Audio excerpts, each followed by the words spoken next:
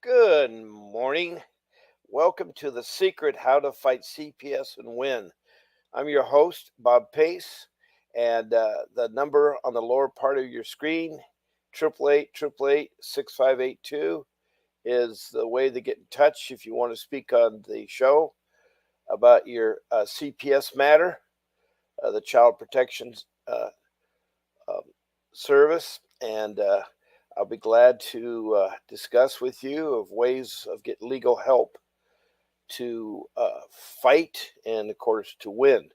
Today we have nobody that wants to speak, so I'm going to talk to you. I know it's the holidays and people really want to be with their families and so forth. This is a good time of year to talk about, family and what some of you may know or not know is, what happens if a social service worker from CPS department comes calling or comes knocking at your door or sends a letter or something like that. You have to be aware there are many people out there across the country that are struggling. They may be having drug addiction, they may be having other kinds of issues, financial issues, a loss of a job, maybe a loss of family one. There's also abuse that does take place. Unfortunately, there are children that are abused. And the whole idea is to have a way to get your family right again or get them together and so forth. I speak from a firsthand experience. And um, my firsthand experience uh, was a hard one for me. It still is. It took place in 2015 to about 2017. And now it's 2024. And I'm still in a very difficult um, uh, transition that hasn't really smoothed out. It's one of the horrors that we get ourselves involved in. We, as people, depend a lot on our government and our agencies are supposed to help people. And that's what social service is all about.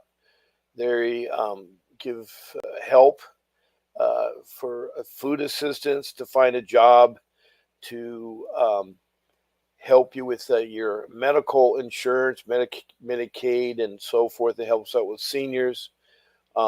So one of the areas is the CPS, the Child Protection Services, and they're entrusted to watch our children. Every report they get, if someone calls in, for instance, a teacher is required by law if she suspects any kind of child abuse. So if a child goes to school and says, "Daddy touched me in an appropriate way," or "Mommy touched me in an appropriate way," or like that, then they have to follow up and investigate it.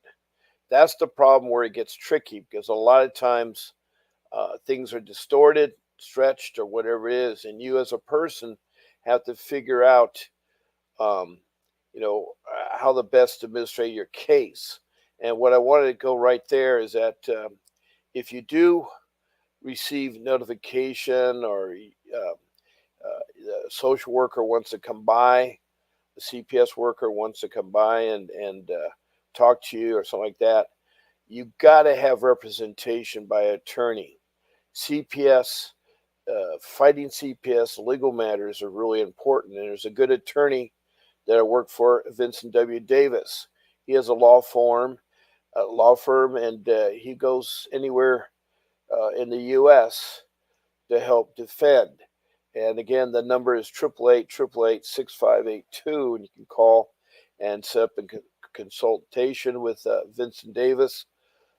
He will, talk up to 30 minutes. And there's also the link that you can see on the bottom of the screen and so forth. Vincent is a real qualified attorney. He's seasoned. He's a trial attorney. He knows how to work with children, and he knows the system quite well.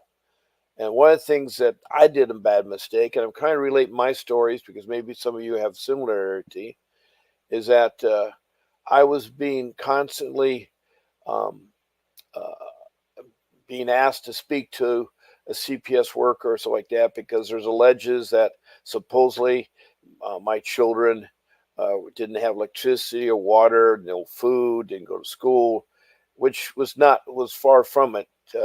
Unfortunately, some people were thinking that they were trying to help and actually made matters worse. And at first, I did talk to them because I thought they would be a legitimate agency, and of course, I had nothing to hide. I'm not on any kind of drugs. I don't have any kind of bad things with my children. I know my children lived in a clean room, a clean environment. They took baths. There's always electricity and food and so forth. The only hiccup in my life was that when I lost my job and my parents were dying, I had all my parents' belongings in the house, and it ended up kind of being a clutter.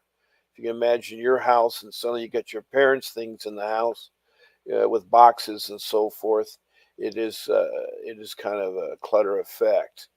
But anyway, eventually the social workers met, but I only met with them outside in the street light. I refused to have them in the house. And at that time, I did not know about getting an attorney, and I wanted to get an attorney. If I knew that, that's my first thing, because you don't have to let them in your house. You don't have to talk to them. If you're approached and you read what's in that letter, or you received a phone call, you don't have to answer the call. What you can do is turn it over to an attorney, and they would best advise you. And they will end up creating some strategies of how to best uh, take care of your um, issue and so forth.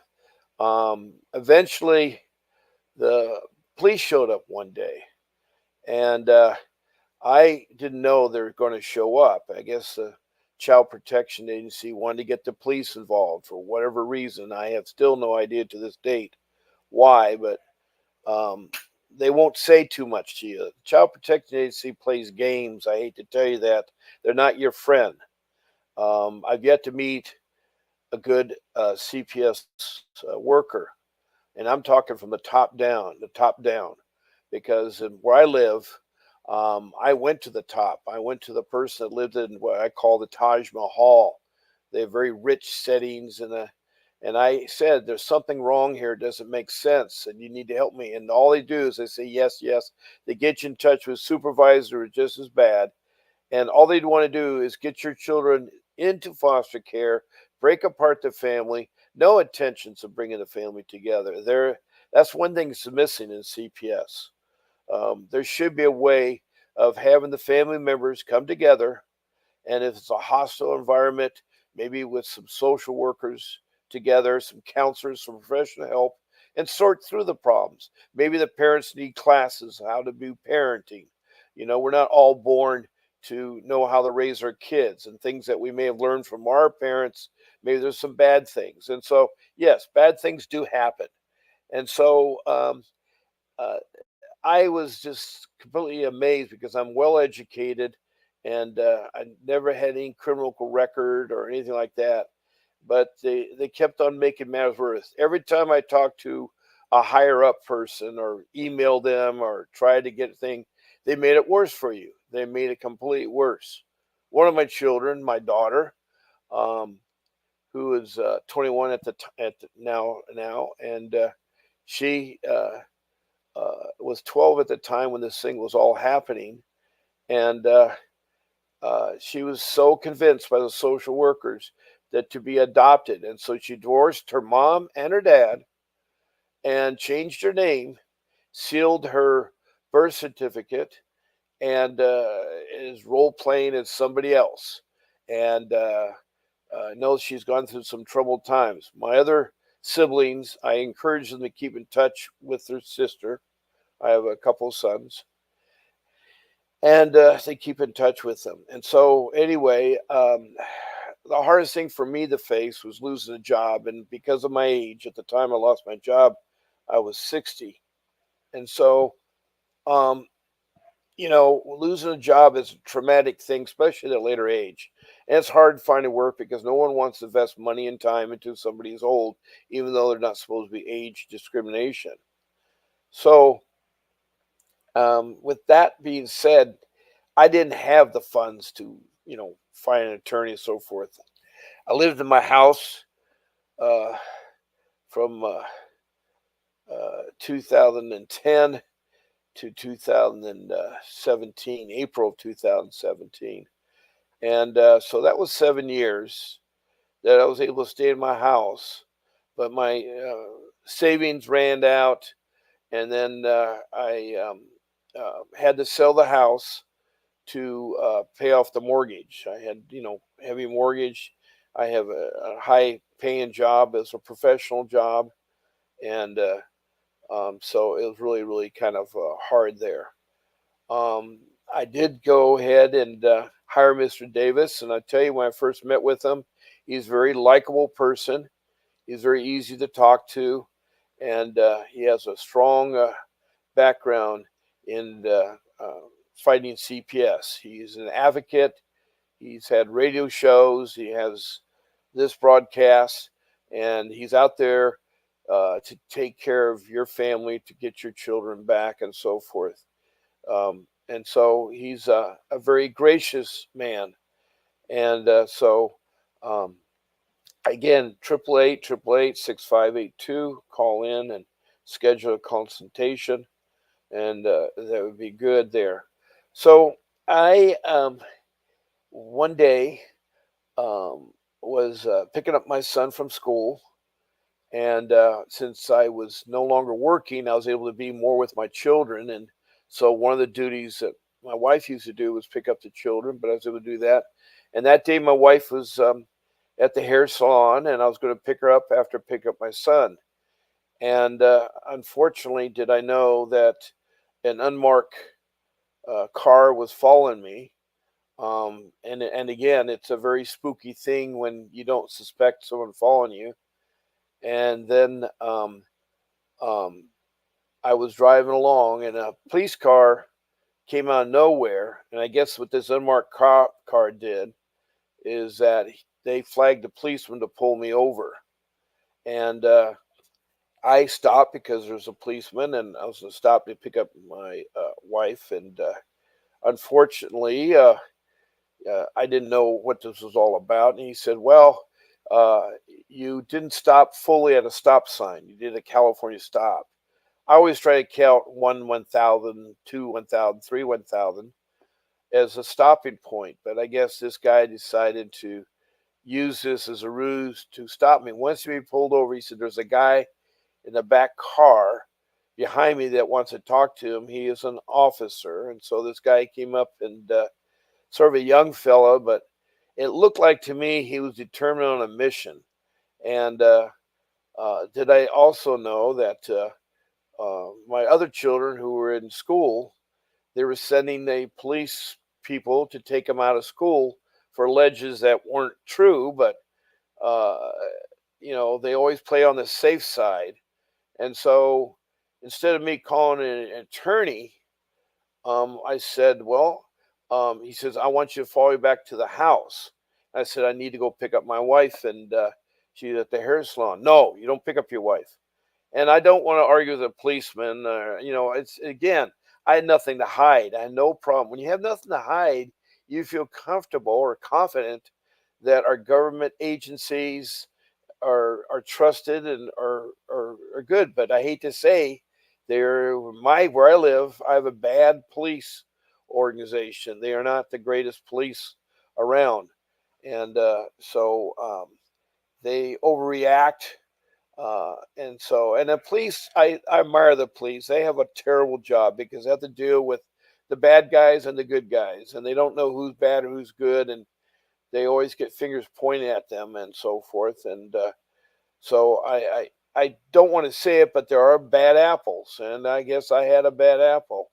And of course, you come back to my house, I'm standing out in front, and the social workers come up and try to talk to me, and I have the policeman. Next thing I know, I have code enforcement coming, and suddenly I have all these people here, And my little son, who's trembling, he was only in the sixth grade at the time, and so he's young. He's what, 10 or something like that, and he doesn't know what's going on. He's hanging on to me, and at that time, if I knew what I knew, I would have said, "Well, do you have a search warrant? Let me talk to my attorney.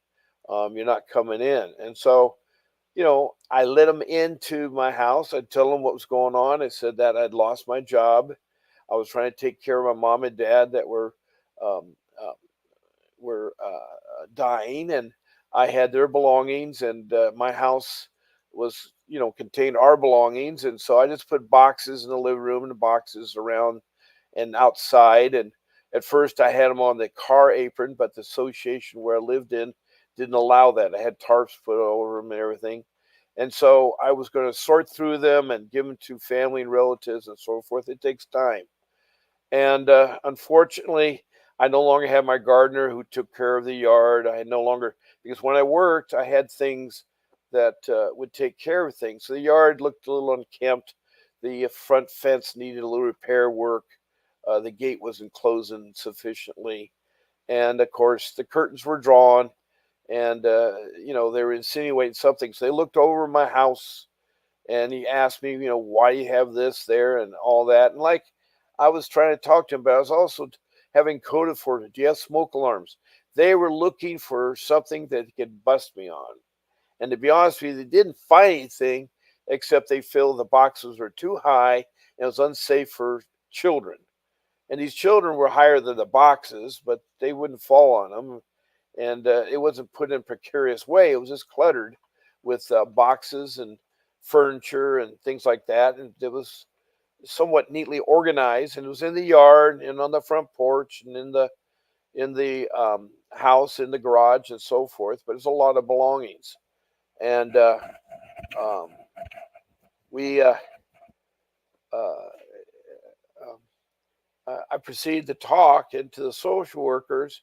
But the thing was is that the social workers wanted to ask things, and you should never talk to the social worker without representation. Um, that's where the attorney comes in. I realize it's a lot of money retained. Most attorneys require a retainer fee. Very few attorneys I know work pro bono. But um, this, so, when this was going on and so forth, my wife, who had scoured at the internet and Googled it, came across Vincent W. Davis. And so after my interview and stuff, I finally met with Vincent Davis. And of course, I'm told I did everything wrong. I should let him not in my house. I should not discuss the case. And again, uh, did I know what I was getting into? Because the court systems for the children is like a cattle affair. If you can imagine, in the old days, the cattle would come in and they corral them into pen areas, and they try to mass load them on and take them off to the butcher. And the judge that I had, his only experience was doing car collisions as a judge before. They are appointed, and I'm told that they're voted in. And so responsible people need to make sure you vote the kind of judge you want. And I wish that judge had backgrounds with children, because he was one thing. And when they come in, only the attorney comes in to talk. You do not come in the court. You may see the judge once or twice, but the judge has already had his mind made up because he reads the things, he thinks everything's true. And you don't have a judgment by your peers. Again, this is in family service. Now, in civil matter, the police tried to do a civil matter out of this. So they decided to accuse me of all kinds of things. And that was a whole separate court, and that's a whole separate issue. And again, they trump up a bunch of charges so they could settle it. They'll stretch it out for a year or two. And of course, I couldn't afford a attorney for that. I had to get a low cost attorney who didn't really have the funds to do a long case. And so after years, stuff like that, instead of bringing my family into court, my children, all that stuff, and so forth, and have them testify and this and that, I went ahead and compromised, and so I admitted to having clutter that would maybe endanger the children. That was the only thing that I was convicted of. See, being a misdemeanor. Of course, being a misdemeanor means you have to go through all kinds of classes for a year. You have a probation person that sees you every week, and they treat you just like, the other people in probation. It's a very unpleasant experience. My probation person didn't understand why I was in the system because he could tell I was a good person. He was a good probation person. In fact, he and I were friends, afterwards. So that part was okay. But the classes you had to take you're in with a bunch of people that have all kinds of problems. And they're very tedious classes. You have to pay for it. You have to transport yourself to them, and they're not close. And so there's a lot of money involved. If I knew all this, I would have said, no, I'm not guilty. I'd rather have a trial. Yes, I'll have my family involved. And that's no problem because, again, I had nothing to hide. And I know that in the end, I would not have been convicted, or not convicted, but agree to the charges to drop the case. They dropped the charges against my wife, who had the same charges I had. And I wanted her not to have to go through it. I protected her and dropped it. By that time, I got my attorney, Vincent Davis, and we worked on the strategies of getting our three children reunited. But during this time, they're right away put into a foster care home. It's been run by a Boys Town, and what's happened is that Boys Town is an agency that takes care of kids that don't have parents, that don't care. They have no experience of how to work with um, parents may have hiccups or need further education or parenting classes. They don't really encourage the kids to be close to their parents. They're told with the hands to the side, never to hug your parents, and things like my children. We love to hug. We love to. When I came home from work, my kids were so thrilled to see Daddy. They wanted to be picked up by Daddy and loved by Daddy. It was a loving family, and the kids, were living in a nice lifestyle, a nice home. I mean, we had a swimming pool, we had a big yard, we lived close to the beach, and the house was modern. It was, like only 10 years old. And so it had all the necessities. Each child had their own bedroom, their own bed, and so forth. Uh, the bathroom had double sinks, so the children had a place to wash up and so forth. And the uh, the home lifestyle was fun. We would go on trips. We loved to travel. We've been to Brazil, been to Portugal, Canada, Mexico, and of course we went to the United States to see the Grand Canyon and the Painted Desert, Petrified Forest. We would go skiing up in Mammoth Mountain, the snow mountain there. It's close to where I live. Well, not where I live, but it's a little bit of drive there. But we did a lot of family outings. We believe in outings. We live close to the beach, so we'd have picnics on the beach. We would have fire pits and cook uh, things at the beach and so forth.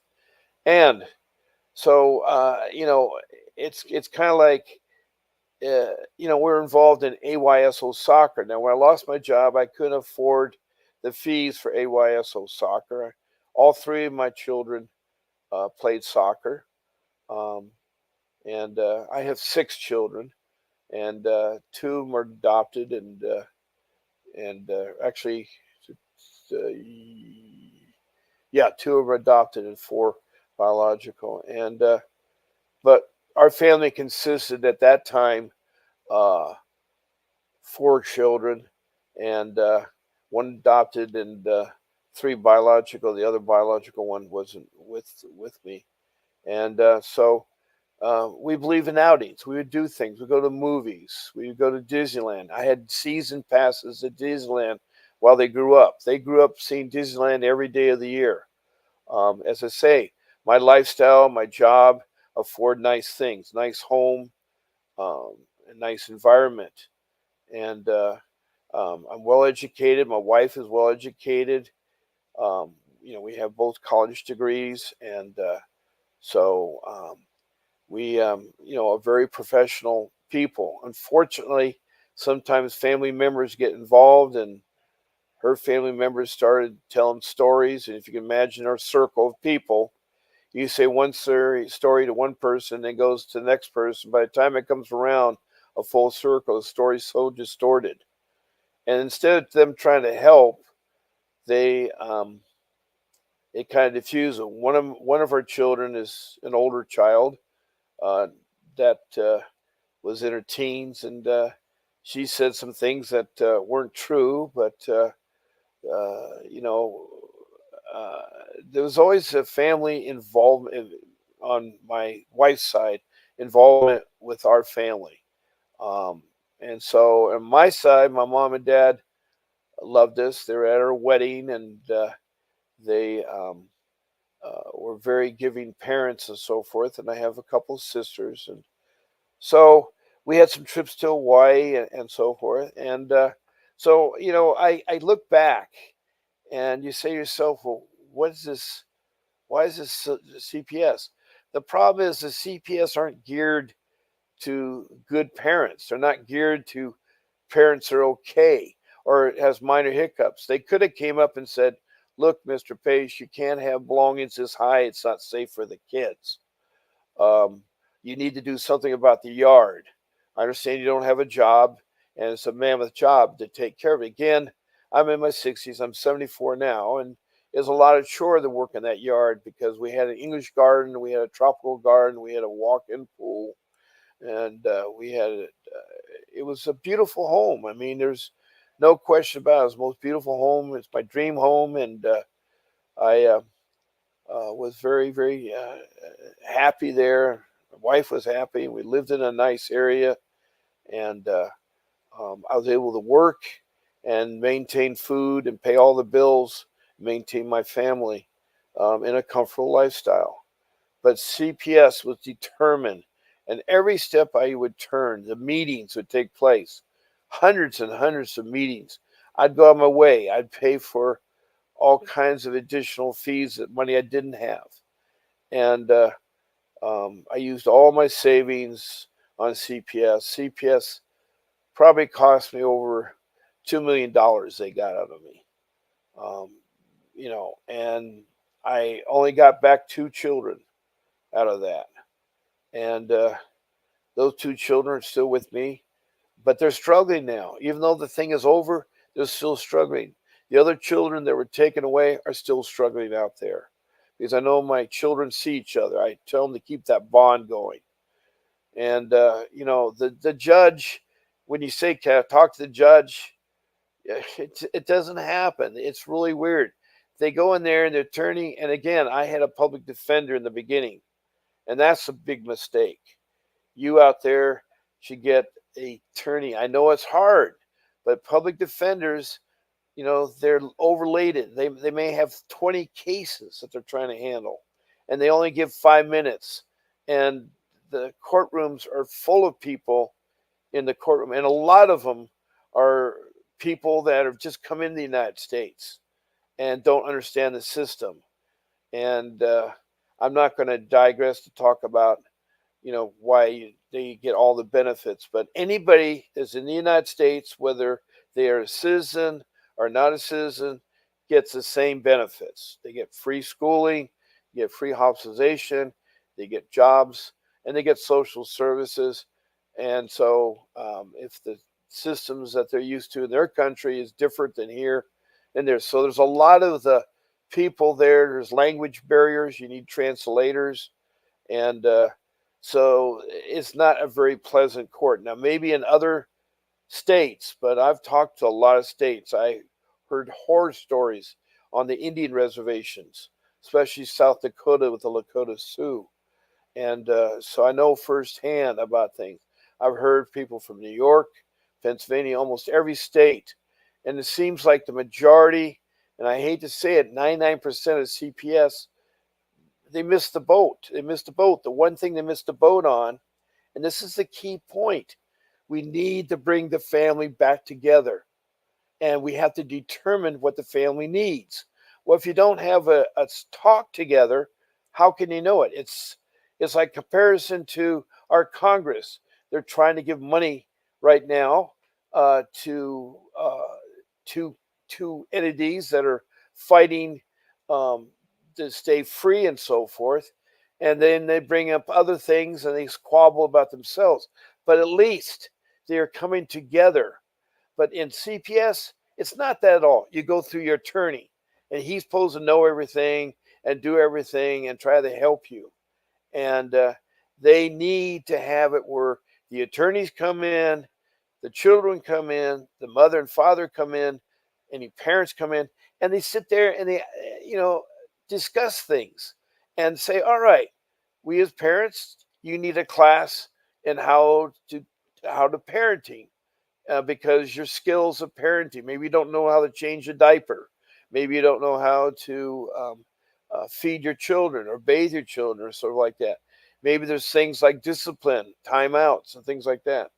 But they don't do that. In CPS, they're determined to keep the children as long as they can in CPS and have them adopted because that's where the money is. And I hate to say it, it's one agency that depends on the money. And they get a lot of money for every child from the federal government. And the state I'm in is notoriously bad. The area I'm in is notorious bad. That agency, as I say, you can tell where the money is in that Taj Mahal of a building. There are buildings that you can be in, but then you have these buildings here. They're the state art buildings. They're expensive, and and then you got the caseworkers get actually get bonuses for keeping the children in there. They get Gucci purses, their outfits, their nails done, and everything. They don't have to worry about it. It's very hard when you lose your money and you don't have the basic things, and it's really, really, really, really, really hard. But anyway, this is going along and it's countless meetings. You go see a psychiatrist, and they then only can discuss things the social workers want them to discuss, and they want to insist on you have to admit things that are not true. And so I was fighting that all the way there because they said, well, you have to admit that it's true. You get your case. I didn't trust them. I did not trust them. How it turned out bad was a civil matter, was a case in point. That police officer, and I guess he works in um, investigation, where lied. There is no question that the police officer lied. And I don't know if they get a bonus or what. I don't know the whole purpose of, or they say, oh, great, we got a person that has a lot of money here and we're going to punish them because they have a lot of money. I don't think I was that rich compared to a lot of other people, but I was off. I mean, I never had to worry.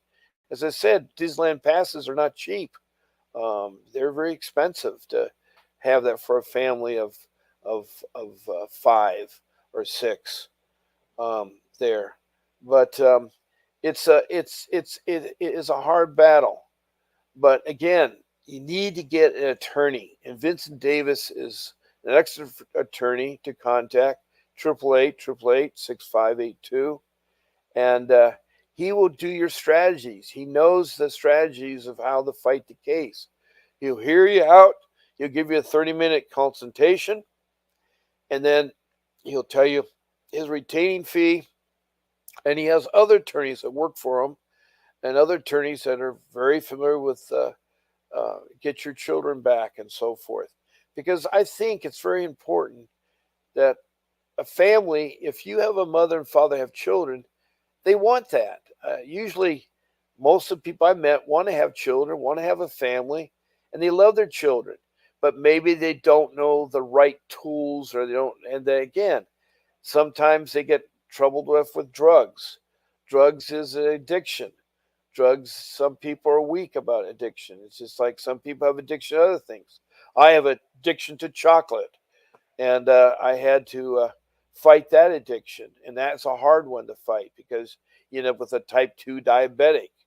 And so with anything, you get educated about what you're doing and how it's harming and so forth. Then there are the small cases. It isn't that rapid running. That yes, there's parents that use discipline, burning their children or putting hot water on them or doing cigarette butts on them or leaving their drugs around. Yes, those kinds of individuals need some additional help, but don't destroy them. Give them a chance to have the family come back together because if we had more fathers and mothers, there's a lot of single mothers out there. They have these parenting classes or know how to take care of their children and get better themselves. Then that's going to release the burden on society that we got so many homeless children out there, so many homeless. Where I live, it's the capital of child abduction. It's a slave trade.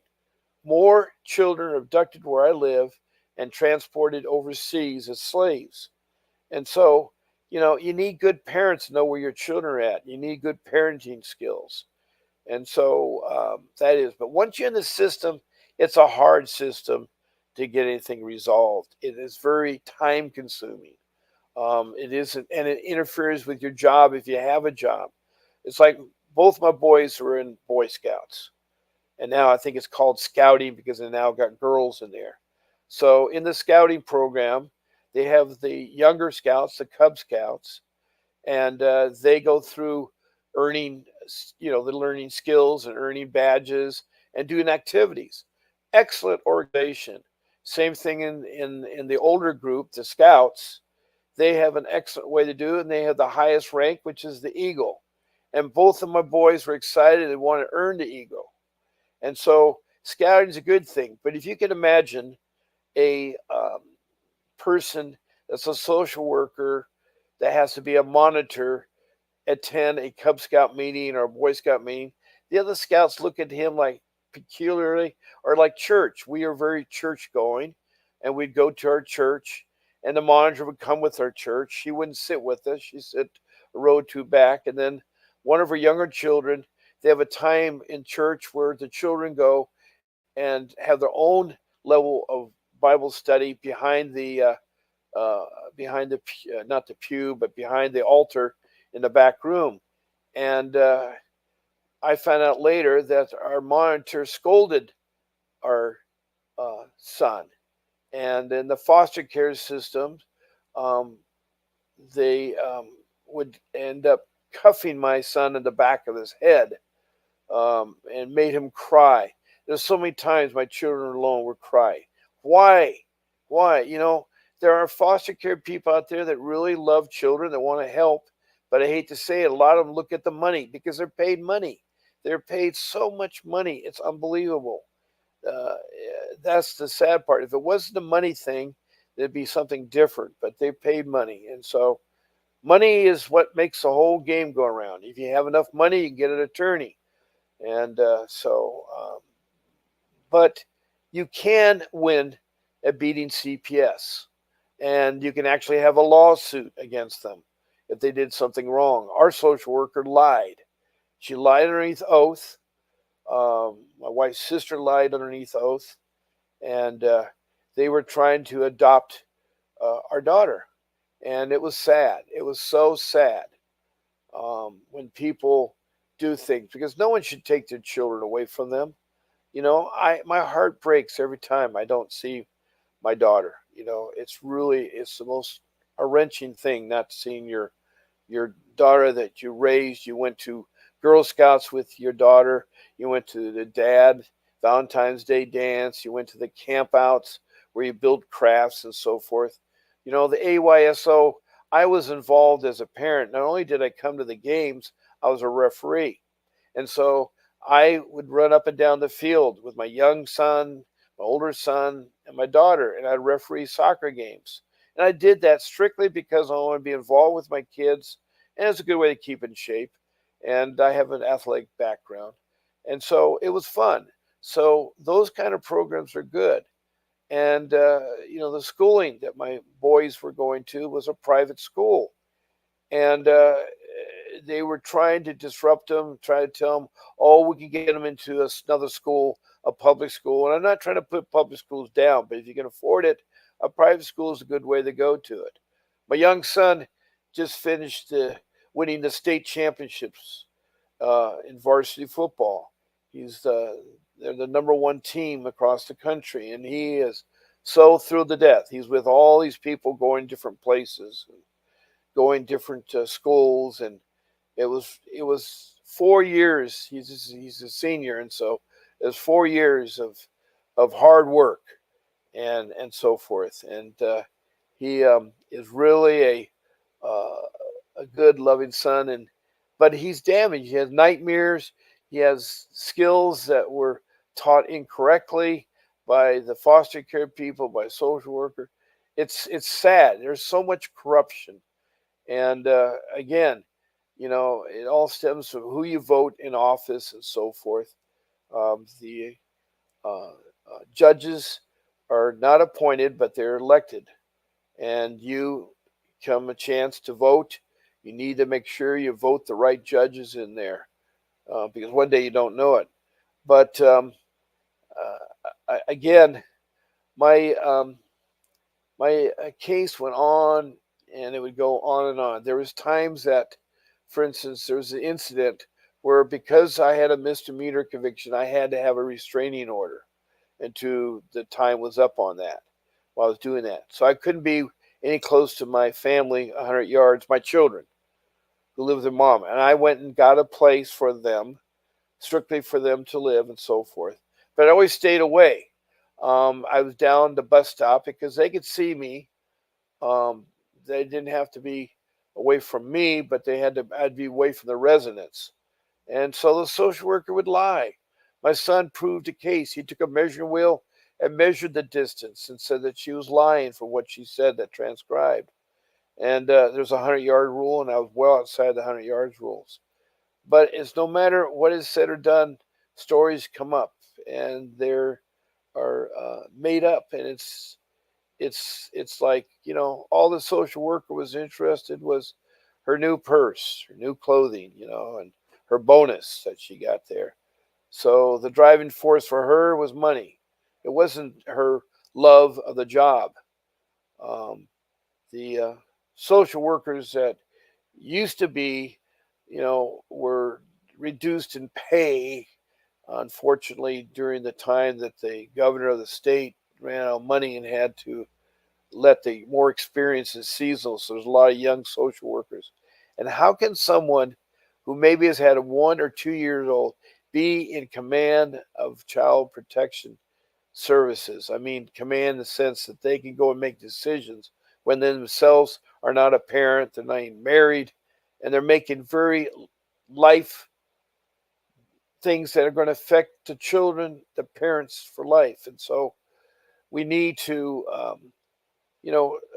work these strategies out. And, um, first thing you should do that is really helpful that I should have done is that you get a diary out and you write down every day what transpired, what happened. You write the time, the places, and the people you see, and you keep track of that. Um, and that diary would really, really help. And that's something I wish I had done. And I'm telling you all that something like that happens. Keep track of your letters and paperwork. Um, there's so much documentation they put things, and if you don't sign, you object to it, they'll still run it through, and they believe it's is the truth. Uh, it's like you're guilty until you're proven innocent, and it isn't like you're innocent till you're proven guilty. In the civil matter, that's how the civil works. But in child protection services, you're guilty, and they try to make your paper look like like you did something really awful. And there are stories, you read them every day about how a child protection social worker went out to visit and thought everything was all fine. It did several times, and the child ended up dying. And so, um, you know, uh, there isn't one thing that fits all. It's basically they need to take a lot more education classes. They got to have be a season. I think a person should at least have 10 years experience as a social worker, or what's a social, as a ride along, or until they've developed the skills. Because you got people that only been in for 6 months, they're making decisions that are going to affect this family for their lifetime.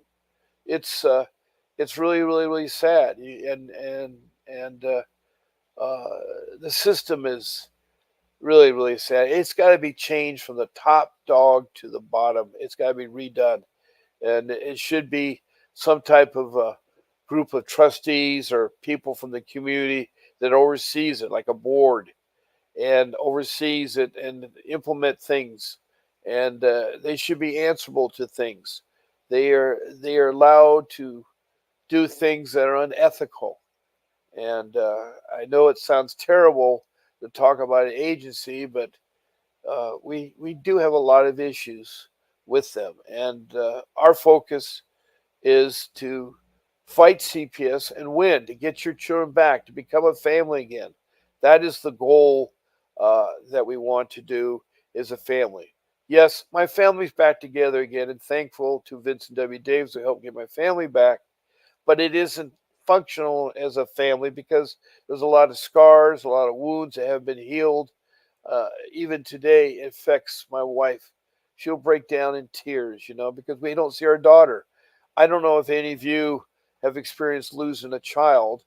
Heaven forbid, never lost one through a death.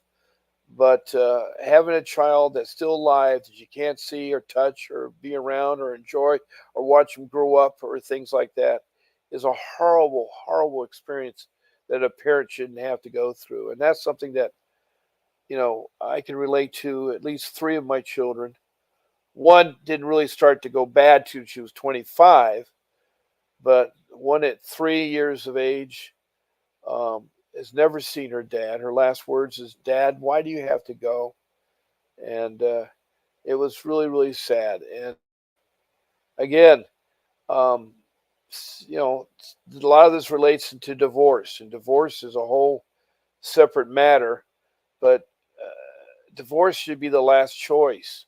In the court system, I got talked into my first marriage of getting a divorce, uh, and I had to hire a judge, hire a private stenographer or court reporter, and I hire a private courtroom and so forth. And it was a waste of money and time. I should stick with the public system. And it, when two people can't be together anymore, that's the sad part, because marriage is a marriage of two people, through better or for worse. And my wife has sat through me for 30 years. And uh, my two sons um, are still with me. And we, as a family of four, are struggling right now. I did get a job for a year and a half, but unfortunately, that job fell through because they find out your age and they think that, oh, an old person can't do work. Well, we got two president candidates that are really old, and they have the hardest job to do. They have the United States to lead. So this thing about age is wrong. You should not be judgment of age. And yeah, you may have a heart attack. Well, you may have a heart attack at age 20. You may have a heart attack at age 30. You may be gone. No one knows the answer. So they shouldn't use that as justification not to hire someone or not make work available and try to push them out of the company. And in my case, I had a wrongful termination, and it's perfect for a lawsuit. But again, I don't have the funds, and I just uh, don't understand a lot of things. But talking does help.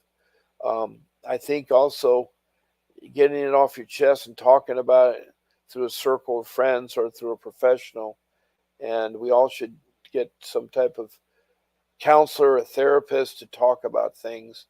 And um, it's it's a hard thing to go through here and so forth. Well, I'm getting close to my allotted time here on the uh, this series, CPS, the horror stories, fighting and winning. And I encourage you all to call in and set up a time that you can talk to me. Yesterday, I had an interested speaker that talked to me for an hour about his life and what he was going through. He called in, set up a time. So we are a forum open up to people that want to talk. And we could talk to one or two or three people um, there, and we would definitely um, like to hear from you. So please call in 888-888-6582. Also, that's the number for the law firm, Vincent W. Davis, and he is uh, a leading CPS attorney, and he will help you with strategies. You just call and set up a consultation, and he'll tell you what you can do about your case. He knows it all. He knows it inside out. And I want to thank you all for listening, and I hope that you all have a very, Merry Christmas, and you're with your family, and you take care of your children and each other, and love each other. Again, thank you for listening.